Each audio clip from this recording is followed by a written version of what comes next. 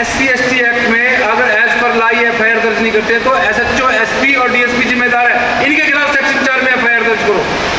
Court से आदेश कराए, जैसे ही पुलिस अधिकारियों के खिलाफ FIR दर्ज करने के आदेश हुए, अगले दिन इन सेलिब्रिटीज के खिलाफ भी पर्चा दर्ज हो गया। इन सेलिब्रिटीज के खिलाफ पर्चा दर्ज हुआ।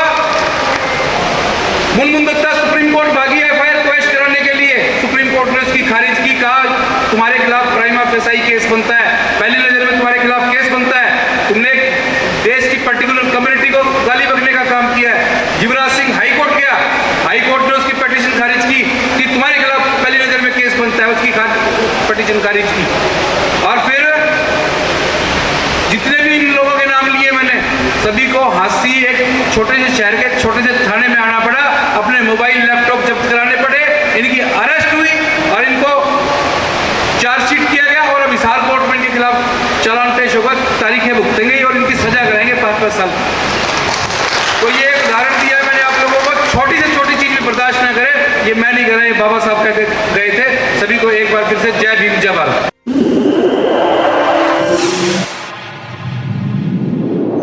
इस न्यूज चैनल पर जो भी वक्ता ने कहा वो उसकी अपनी राय है, जिसकी पुष्टि नेशन न्यूज इंडिया नहीं करता। धन्यवाद। सभी साथियों को जय भीम।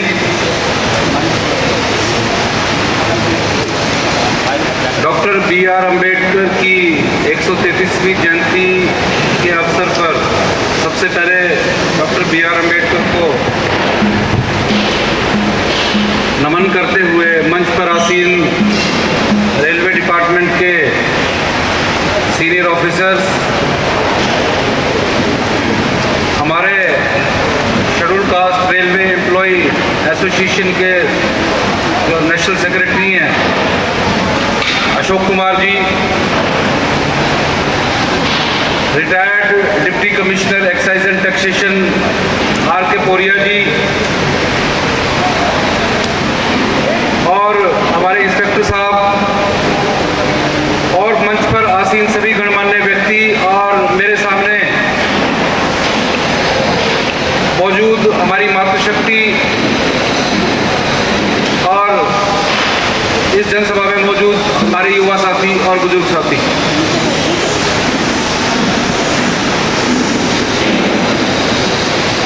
साथियों, मैं एक सोशल एक्टिविस्ट हूँ। अगर आप कहेंगे कि दलित ह्यूमन राइट एक्टिविस्ट हूँ तो गलत नहीं होगा। आप लोग कहेंगे कि हमने ह्यूमन राइट एक्टिविस्ट तो सुने हैं लेकिन दलित राइट एक्टिविस्ट नहीं सुना,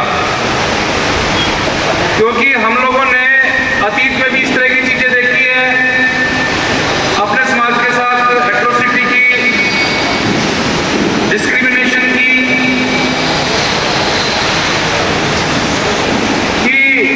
और आज भी कॉन्स्टिट्यूशन लागू होने के बाद 74 साल बाद भी आज भी इस तरह की घटनाएं हो रही हैं। आप अक्सर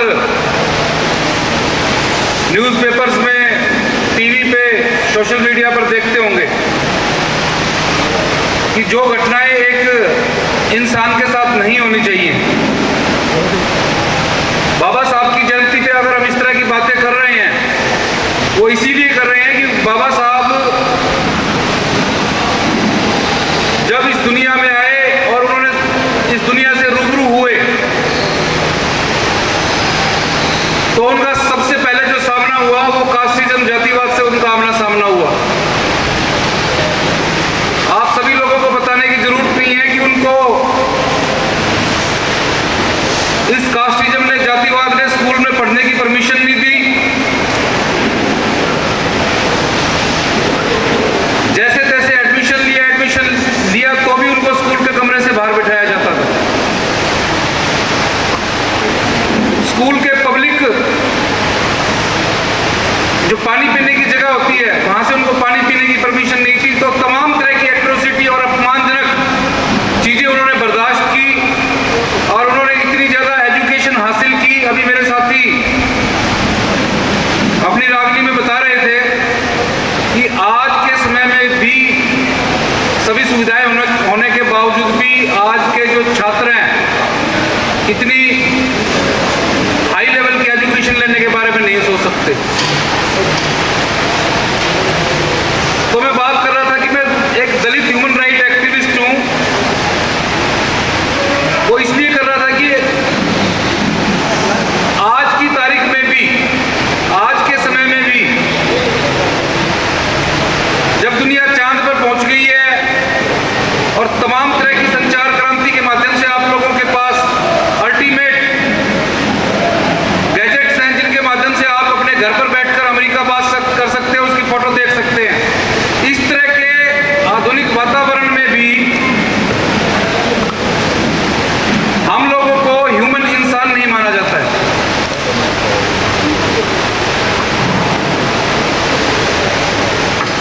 ह्यूमंस के लिए बहुत मशहूर रेपुटेटेड सामाजिक कार्यकर्ता हैं जिनके नाम आप लोगों ने सुने होंगे, लेकिन जब मानवाधिकारों की बात आती है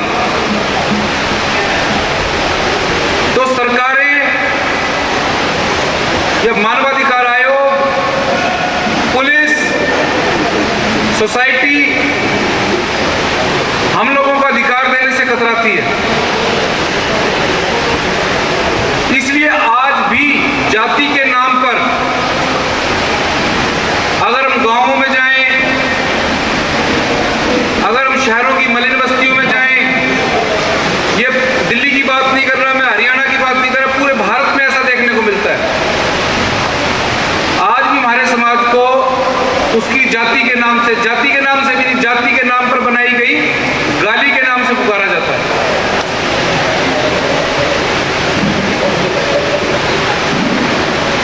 आज भी जाति के नाम पे मारा पीटा जाता है, मर्डर किए जाते हैं। जाति के आधार पर SC ST समाज की लड़कियों को सेक्सुअली एक्सप्लॉइट किया जाता है, उनका रेप किया जाता है, गैंग रेप किया जाता है, उनकी जान ले ली जाती है और बस्तियों में आग लगाई जाती है, कत्लेआम किया जाता है। मैं कोई आपको लिटरेचर वाली बातें नहीं बता रहा हूं, ये वो बातें हैं जो मैंने खुद अपने 15 साल के वकालत के कैरियर में, एक ह्यूमन राइट एक्टिविस्ट के कैरियर में जो मैंने केसेस देखे हैं, किस तरह से कास्ट के आधार पर हम लोगों को प्रताड़ित किया जाता है। और ये कास्ट का राक्षस इतना ज्यादा बलवान है कि केवल SC समाज, ST समाज के गरीब लोगों को ही टारगेट नहीं करता है। जो हमारे समाज के आर्थिक रूप से संपन्न लोग हैं, नौकरीशुदा लोग हैं, बड़ी बड़ी नौकरियों में हैं, इसके पंजे वहां तक भी पहुंच रहे हैं। मैं हरियाणा से हूं और हरियाणा में अगर आप एट्रोसिटी की बात करें तो देश में हमने NCRB का रिकॉर्ड उठा के देखे, नेशनल क्राइम रिकॉर्ड ब्यूरो का रिकॉर्ड उठा के देखे, तो देश में atrocity SC community, ST community के खिलाफ एट्रोसिटी के मामले में मध्य प्रदेश सबसे ऊपर है, उसके बाद राजस्थान है, उसके बाद उत्तर प्रदेश है, चौथे नंबर पर हरियाणा है। मैं हरियाणा से हूं और मैंने हरियाणा में इस तरह के केसेस देखे हैं कि जातिगत दुर्भावना से, जाति के आधार पर बदला लेने की नीयत से पूरी की पूरी बस्तियों को जला दिया गया।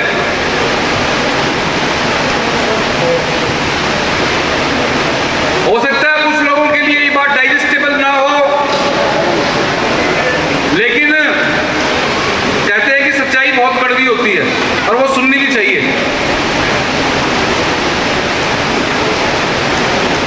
हरियाणा के जिला हिसार के मिर्चपुर गांव में केवल एक कुत्ते को भौंकने को लेकर कि नॉन शेड्यूल कास्ट कम्युनिटी के एक व्यक्ति के ऊपर शेड्यूल कास्ट कम्युनिटी का कुत्ता भौंका, इस बात की रंजिश को लेकर पूरी दलित बस्ती जला दी गई। 52 घर थे, 52 घर जला दिए गए, लोगों को मारा पीटा गया और एक बच्ची और उसके पिता को कमरे में बंद करके जिंदा जला दिया गया।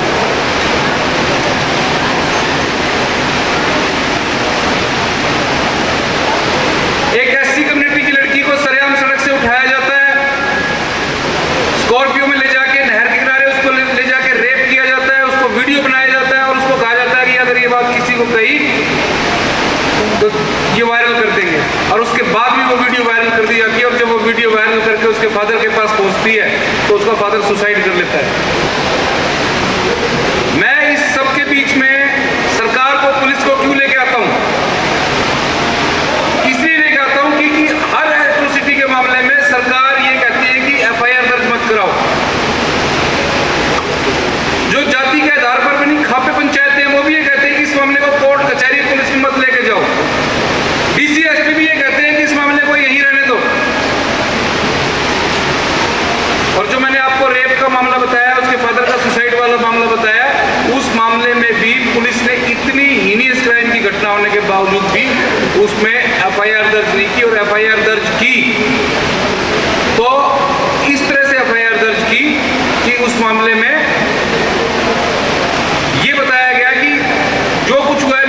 से हुआ है, जबकि उस लड़की पर पेपर्स पर जब उसके दस्तखत लिए गए, जब उसके बाप की डेड बॉडी उसके सामने पड़ी। तो बीइंग एक्टिविस्ट हम लोगों ने जो मिर्चपुर का केस था, उस केस में लड़ाई लड़ी,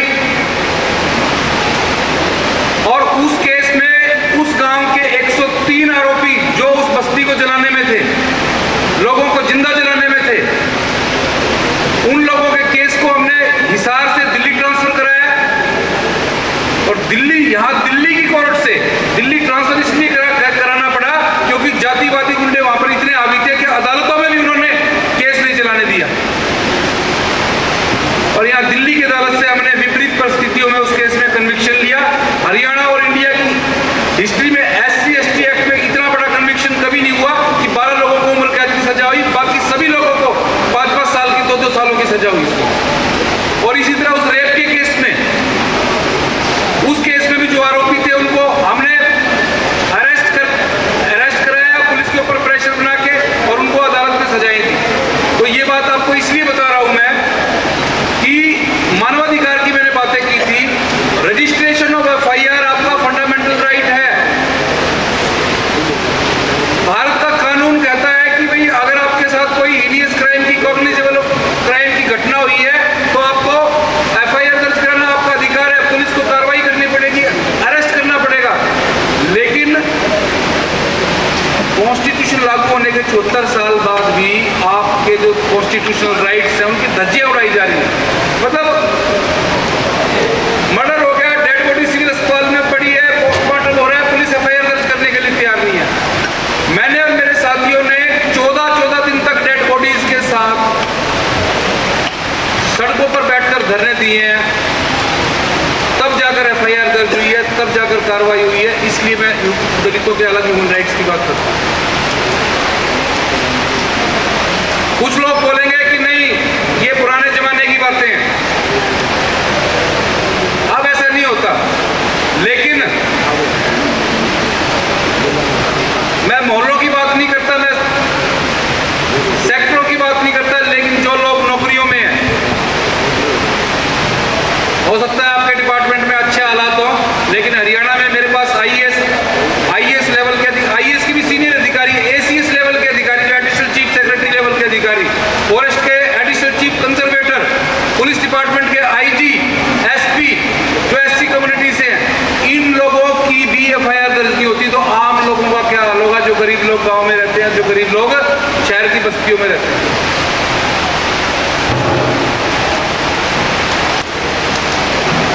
तो साथियों, आज डॉक्टर BR अम्बेडकर की हम लोग जयंती मना रहे हैं,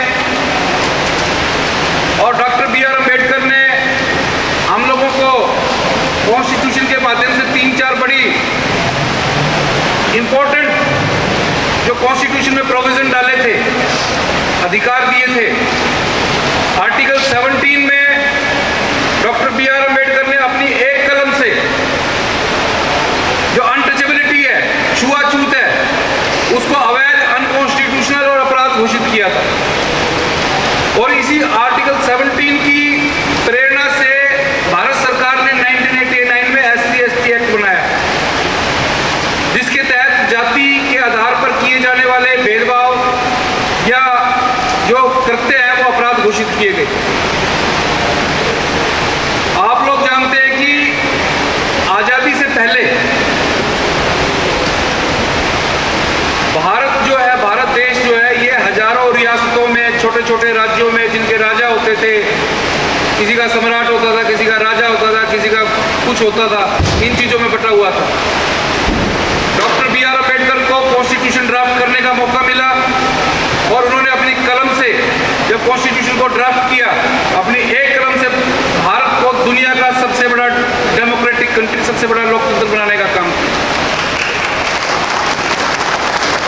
दूसरी बात, यहाँ पर मेरी बहनें बैठी हैं, माताएं बैठी हैं, डॉक्टर BR अम्बेडकर भारत में आज तक जितने भी महिला अधिकारों के जो समर्थक हुए हैं, मैं नहीं मानता उनसे बड़ा कोई फेमिनिस्ट इस भारत में आज तक है या हुआ है। आप लोगों ने हिस्ट्री पढ़ी होगी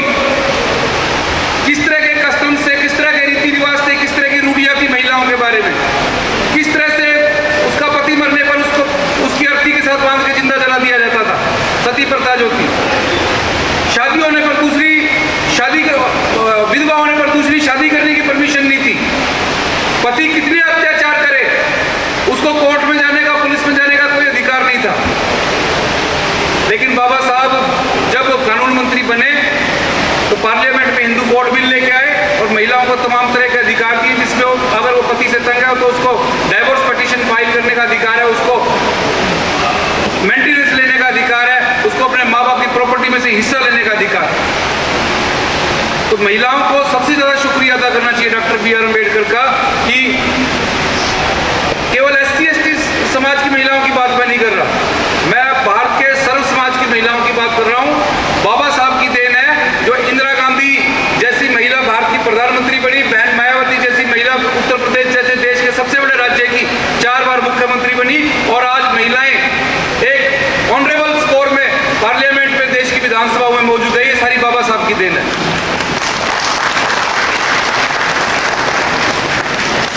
और साथियों, बाबा साहब ने हमको एजुकेशन, शिक्षा का जो कॉन्सेप्ट कॉन्स्टिट्यूशन में लेके आए, उस शिक्षा के माध्यम से मैं एक बात कहना चाहूंगा कि हम लोगों ने, बाबा साहब ने शिक्षा का भी अधिकार दिया। आर्टिकल 332 से 340 में रिजर्वेशन की बात की बाबा साहब ने, क्योंकि हम लोगों को सैकड़ों सालों से दबा कर रखा गया था, समान धारा में नहीं आने दिया गया था, कॉन्स्टिट्यूशन की बात हुई थी, और उस शिक्षा के माध्यम से हम लोगों ने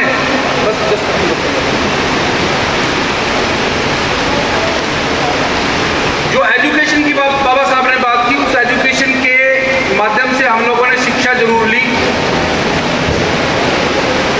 लेकिन उस शिक्षा के माध्यम से हम लोगों के अंदर जो एक संगठन आना चाहिए था, और संगठन के बाद हम लोगों को जो सत्ता के लिए संघर्ष करना चाहिए था, जैसा कि बाबा साहब की सोच थी कि भाई हमारे लोग पढ़ेंगे लिखेंगे और संगठित होकर, क्योंकि हम लोग 85 में पूरे देश में SC/ST OBC, अगर हम लोग एक हो जाए तो देश का प्रधानमंत्री भी होगा आपका होगा, राज्यों के जो मुख्यमंत्री वो भी आप लोगों के होंगे। लेकिन बाबा साहब का ये सपना पूरा नहीं हुआ।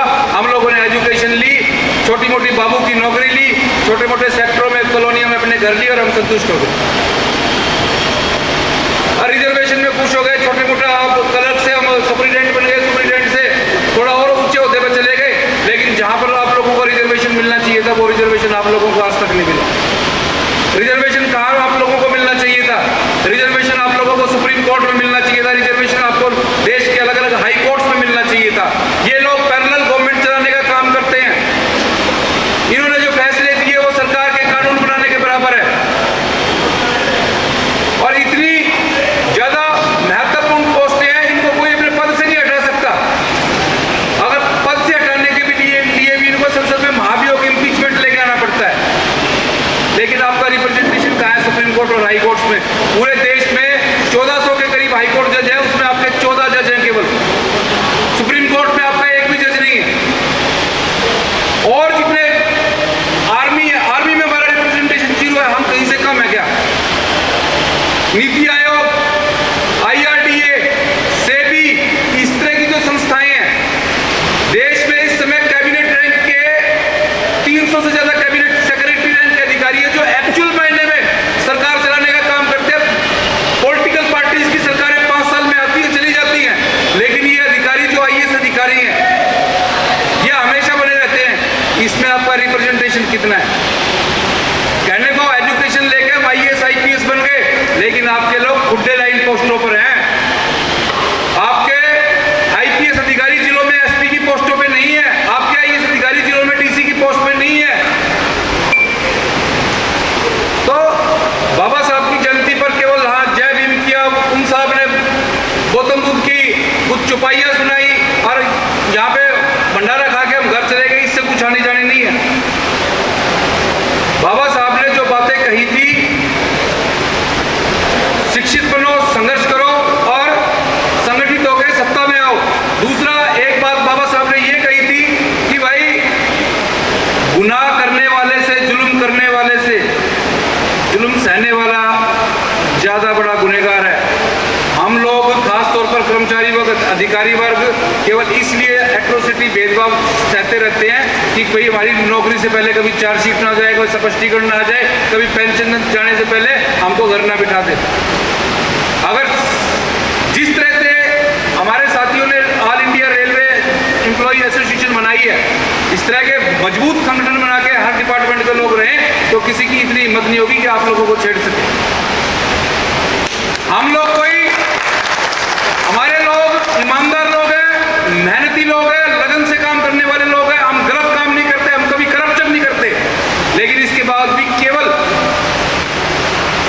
कोटे से आ गया, नहीं तो इनकी औकात तो है ना नालियों में झाड़ू लगाने की थी, इसको साले को टिकने ना दो। केवल इस वजह से हमारे लोगों को परेशान किया जाता है, अदरवाइज हम लोग बिल्कुल मेहनत का ईमानदार लगन से काम करने वाले लोग। तो साथियों, बाबा साहब की जयंती पर ये संदेश लेकर जाए, बाबा साहब का संदेश लेकर जाए कि बिल्कुल भी अत्याचार, भेदभाव जैसी चीजें बर्दाश्त नहीं करेंगे। और एक चीज और बोलूंगा, 1 मिनट और दूंगा सर आपको। ये बात एक मैं रेफरेंस कहता हूँ, एक मैं रेफरेंस दूंगा अपना, कि एक चलन चला हुआ था सोशल मीडिया पे हमारे समाज के लोगों को जाति सूचक शब्द बोलने का, वीआईपी लोगों द्वारा, सेलिब्रिटीज लोगों द्वारा। पूर्व क्रिकेटर युवराज सिंह का आप लोगों ने नाम सुना है, तारक मेहता का उल्टा चश्मा की अभिनेत्री मुनमुन दत्ता बबीता जी का आपने नाम सुना है, एक और अभिनेत्री युविका चौधरी है, उसका आपने नाम सुना है, बाबा रामदेव का आपने नाम सुना है। इन लोगों ने अलग अलग टाइम पर, अलग अलग समय पे हमारे अपने वीडियोज में, अपने इंटरव्यूज में हमारे समाज के लिए बड़े भद्दे जाति सूचक शब्द इस्तेमाल किए थे। हम लोगों ने बाबा साहब को पढ़ा है, सुना है, हम लोगों ने, हमको पता है बाबा साहब ने क्या कहा था कि भाई जुल्म करने वाले से सहने वाला ज्यादा जिम्मेदार है। मैंने और मेरे साथियों ने, छोटा सा शहर हमारा हांसी, वहां पे इस मुनमुन दत्ता के खिलाफ, युवराज सिंह के खिलाफ, युविका चौधरी के खिलाफ, बाबा रामदेव के खिलाफ कंप्लेंट की। पुलिस ने एफआईआर दर्ज नहीं की। वकील साहब इतने बड़े बड़े आदमियों के खिलाफ कैसे करें? हम करनी पड़ेगी भाई। 8 महीने एफआईआर दर्ज नहीं की। मैंने उन पुलिस वालों को भी के खिलाफ भी कंप्लेंट दी कि भाई SC/ST एक्ट में अगर एज पर ला एफआईआर दर्ज नहीं करते तो SHO, SP और DSP जिम्मेदार है, इनके खिलाफ सेक्शन 4 में एफआईआर दर्ज करो। कोर्ट से आदेश कराए, जैसे ही पुलिस अधिकारियों के खिलाफ एफआईआर दर्ज करने के आदेश हुए, अगले दिन इन सेलिब्रिटीज के खिलाफ भी पर्चा दर्ज हो गया। इन सेलिब्रिटीज के खिलाफ पर्चा दर्ज हुआ। मुनमुन दत्ता सुप्रीम कोर्ट भागी एफआईआर क्वैश कराने के लिए, सुप्रीम कोर्ट ने उसकी खारिज की, कहा तुम्हारे खिलाफ प्राइमा फेसाई केस बनता है, पहली नजर में तुम्हारे खिलाफ केस बनता है, तुमने देश की पर्टिकुलर कम्युनिटी को गाली बकने का काम किया है। युवराज सिंह हाई कोर्ट गया, हाई कोर्ट ने उसकी पिटीशन खारिज की कि तुम्हारे खिलाफ पहली नजर में केस बनता है, उसकी पिटीशन खारिज की। और फिर जितने भी इन लोगों के नाम लिए मैंने, सभी को हांसी, एक छोटे से शहर के छोटे से थाने में आना पड़ा, अपने मोबाइल लैपटॉप जब्त कराने पड़े, इनकी अरेस्ट हुई और इनको चार्जशीट किया गया और अब हिसार कोर्ट में इनके खिलाफ चालान पेश होगा, तारीखें भुगतेंगे और इनकी सजा कराएंगे 5-5 साल।